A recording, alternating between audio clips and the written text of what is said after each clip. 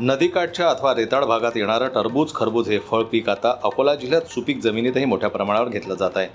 अल्प कालावधीत भरघोस उत्पन्न देणाऱ्या या पिकाकडे शेतकऱ्यांचा कल वाढला असला तरी यावर्षी रोगराईचा प्रादुर्भाव आणि बाजारभावातील घसरण यामुळं टरबूज उत्पादक शेतकरी पूर्णपणे हतबल झाला आहे. अनेक शेतकऱ्यांचे पीक शेतातच पडून असल्याची स्थिती निर्माण झाली आहे.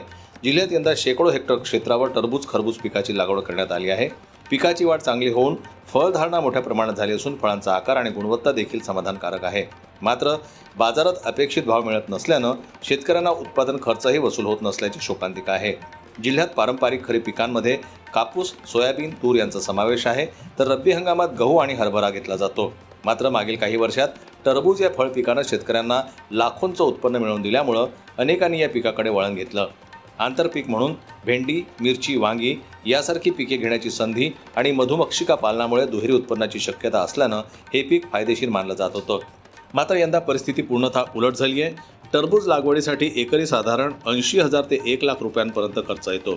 वाढता खर्च आणि बाजारभावातील घसरण यामुळे शेतकऱ्यांची आर्थिक गणिते कोलमडली आहेत. लागवडीनंतर अवघ्या 1 महिन्यात फळधारणा सुरू होते आणि 3 महिन्यात पीक तयार होतं. मात्र या कालावधीत रोगराई पिकावर परिणाम केल्याची तक्रार शेतकऱ्यांनी केली आहे.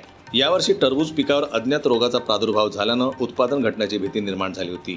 काही शेतकऱ्यांनी उपाययोजना करून पिके वाचवली, मात्र त्यासाठी अतिरिक्त खर्च करावा लागला. परिणामी उत्पादन चांगलं असूनही खर्च वाढल्यानं आणि भाव घसरल्यानं दुहेरी तोटा सहन करावा लागत आहे.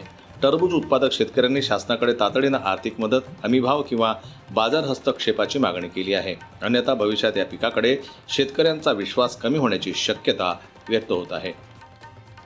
जनमत लाईव्ह न्यूज करता संजीव उमक यांची रिपोर्ट, अकोला.